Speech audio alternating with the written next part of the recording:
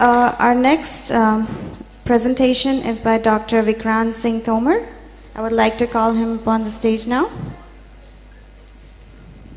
Dr. Vikrant Singh Tomar is an acknowledged trainer, academician, he's a scholar, writer, and a management consultant.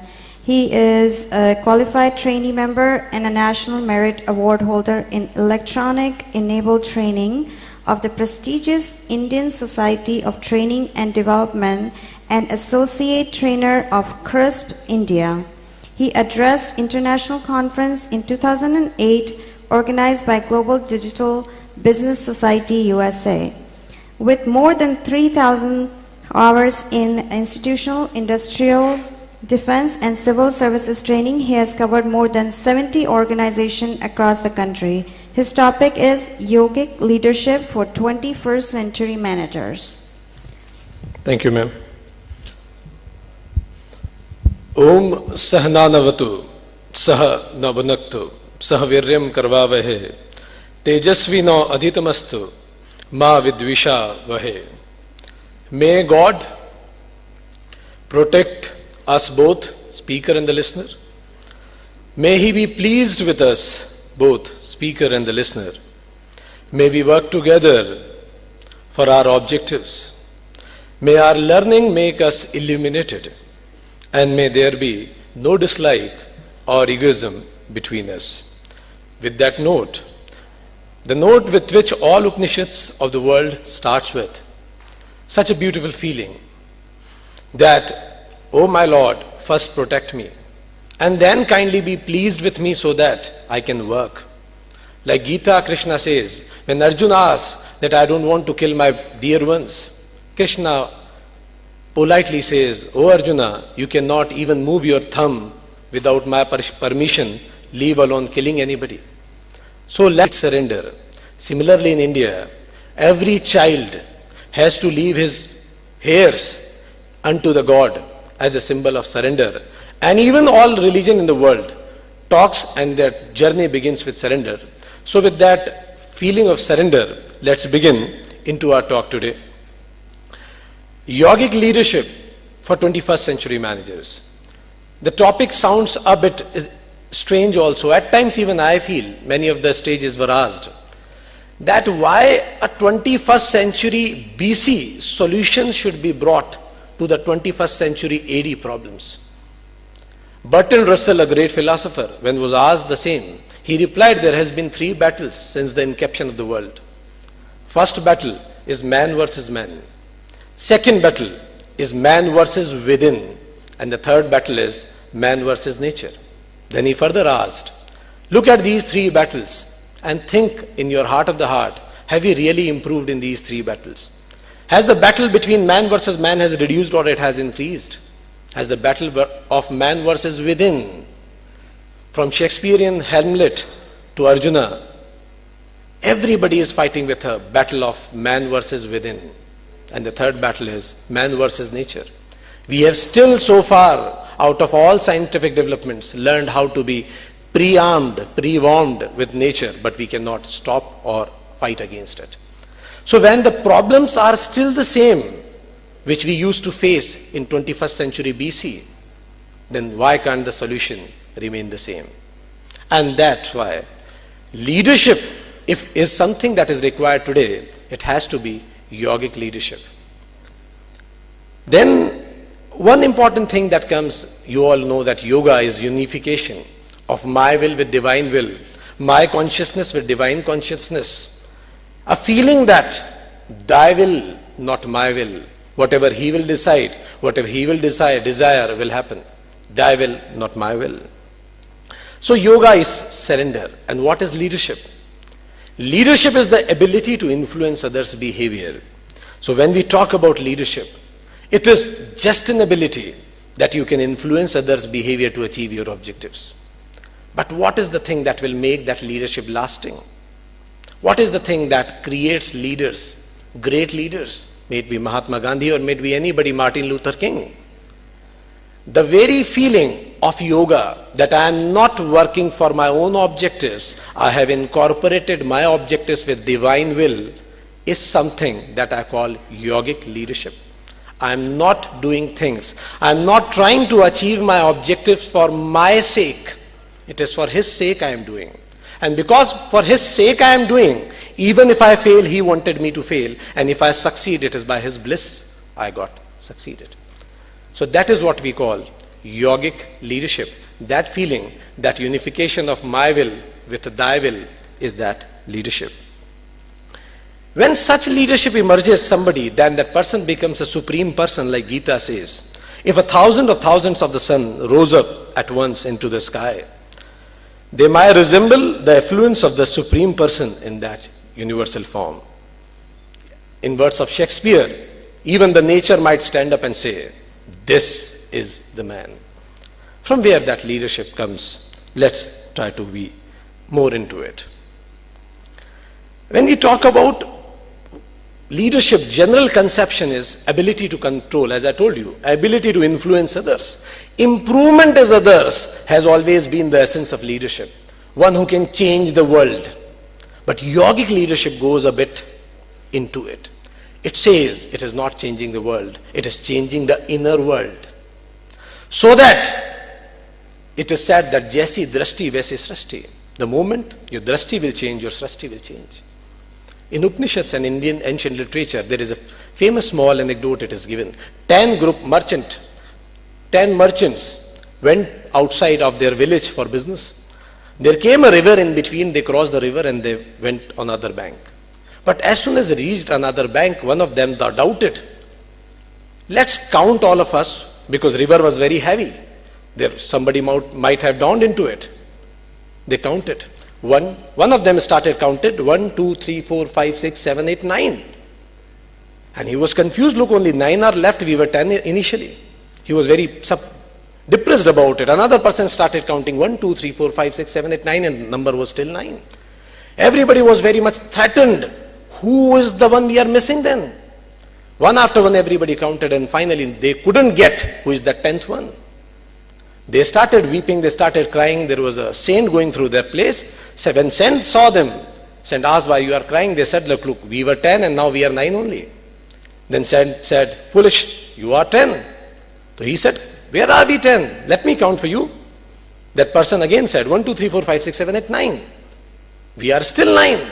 Saint shouted, you are the 10th foolish. You are the 10th. And which you are missing yourself. In Sanskrit they say, Dasham Tvam Asi. You are the 10th, which you miss when you talk about leaders. This is the 10th one which a leader misses, and that's why mess happens. When Vivekananda asked, what is your message to the society? What is your message to the edge? He replied, he was giving his message to the edge. He said, keep the mess out of the edge. It is my message to the age. So the point is, keeping that mess out of this mind, leadership begins. So when we talk about leadership, it is within, not without. It is not outside.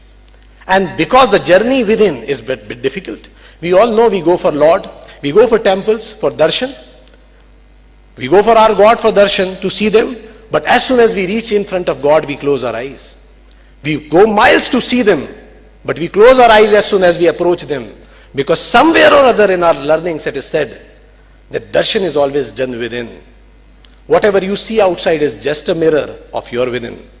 So what you see outside is darpan, and what you see within is actually darshan. So when we say leadership, it is an inner journey that goes into you, and it is a bit difficult too, not so common. In Bengali, Rabindranath Tagore has written such beautiful lines. Lord asked from Bhakta, a disciple, Ken tor dui hat pata? Why have you put your hands like this, both of your hands? What do you want?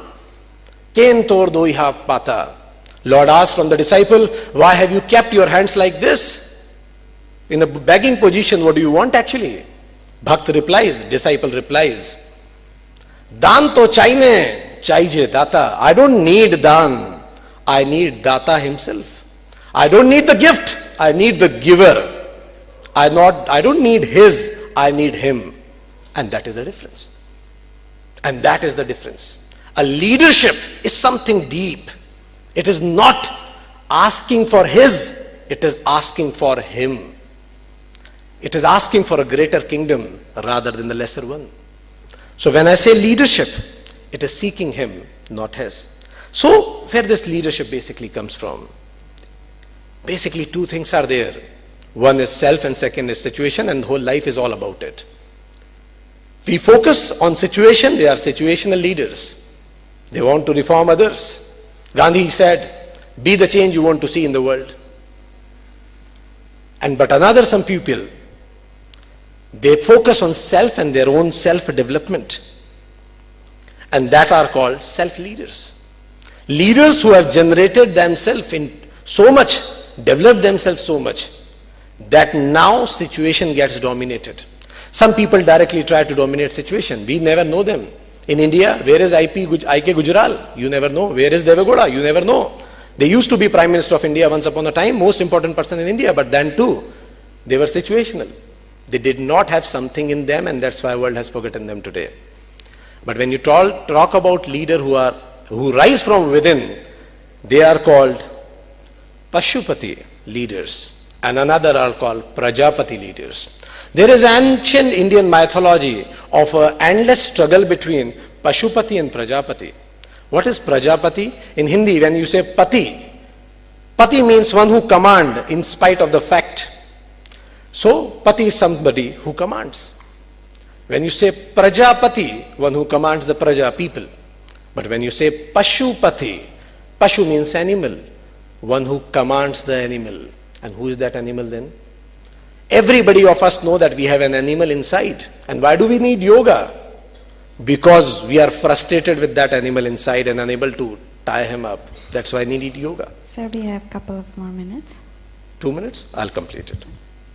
So, when you say Pashupati, it means controlling the Pashu within, and then you can generate that leadership. We have an ancient mythology where Lord Shiva, there were 3 purs that were developed across the universe. And what were these 3 purs? In mythology it is said these 3 purs means cities. 3 cities, 3 demons has created 3 cities. And those 3 cities were creating a havoc in whole universe. Lord Shiv, through an arrow, destroyed all these 3 cities. They are called Pur, and that's why Shiva is called Purantak, Tripurantak. And when those 3 Purs or cities were mashed into ashes, Lord took those ashes and put it over here. You can see over here on his forehead. Do you know what these 3 cities were? It is a metaphor of 3 problems that we face in our life. Me, mine, not mine. 3 problems of our life. Problem starts when you have something for me. You have something called mine. If there is something mine, there must be something that is not mine. I'll be concerned about mine and I'll forget not mine. And the problem starts, and all our life is a suffering just because of these 3 cities. Me, mine, not mine. Lord Shiva destroyed them into ashes and said, leader is one who is above me, mine and not mine. And that is what he calls as Pashupati leader. And he took those ashes and put it here over his forehead so that everybody worshipping him should always remember that me, mine, not mine is going to burn into ashes one day. Even if you follow it, even if you forsake it, whatever, it is going to be fallen into ashes one day. So do not follow it much, because it is just an endless desire. We call it, I'll take 1 more minute and I'll finish it up. Then we call it Purush and Prakriti. What we call is Sankhya Yoga. It is again the same thing. Person who concentrates on self is called Purusha. And everything around the world other than your own consciousness is called Prakriti, nature. Whatever you can touch, any tangible thing is nature. So what exactly it is?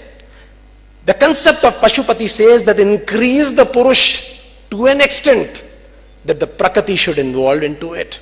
Prakriti itself should merge into it.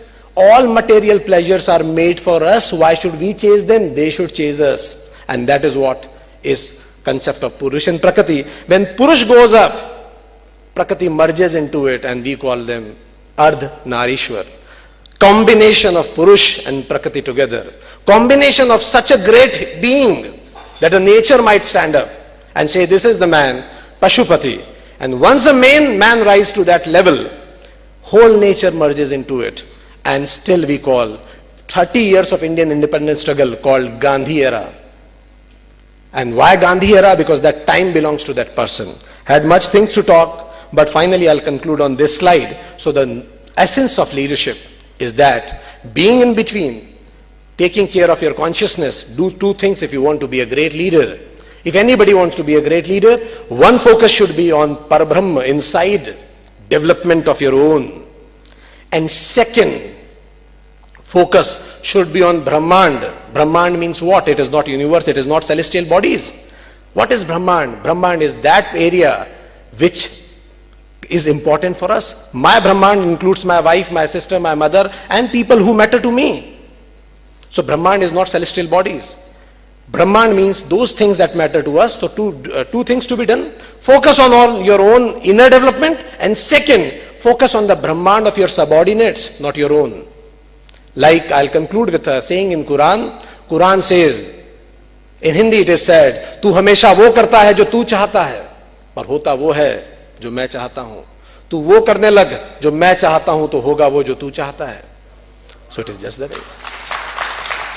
So instead of focusing on self, let's focus on others' Brahmand and focus on your own development within. So two focus. We are doing exactly the opposite nowadays.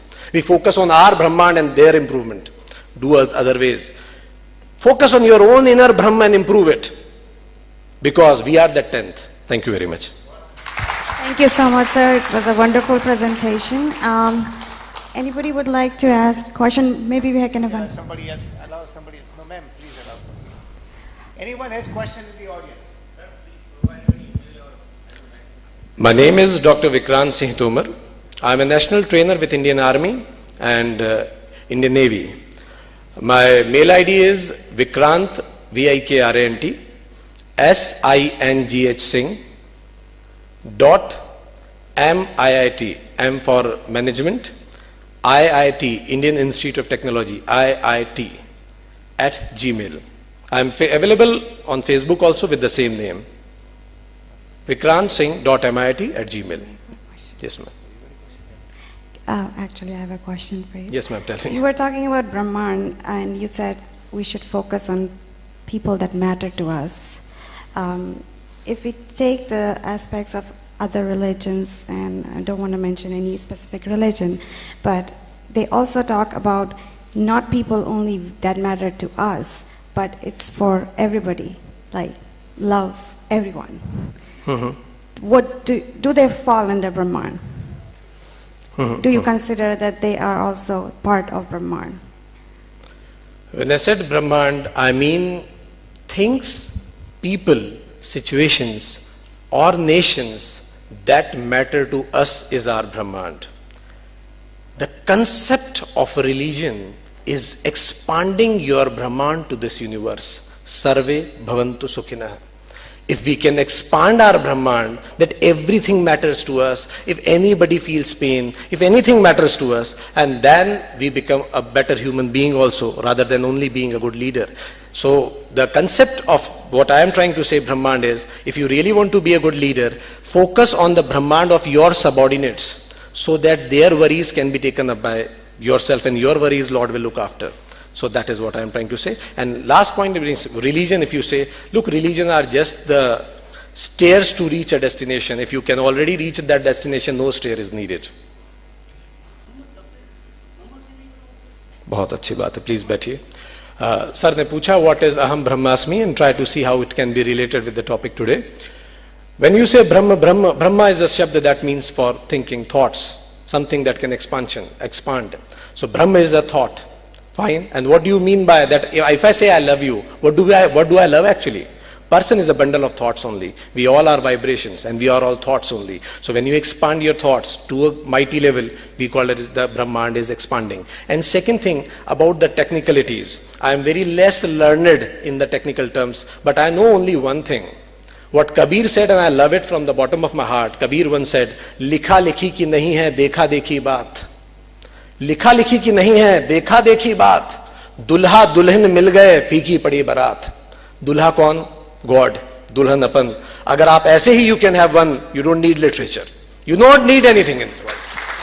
लिखा लिखी की नहीं है, देखा देखी बात. dulha dulhan mil gaye, feeki padi barat. All concepts are useless if you can directly approach. That is what you call bhakti yoga. If you can directly approach the simplest, the thing that Krishna said, bhakti yoga. Do nothing and you have everything. Thank you. Thank you so much, Vikrantji.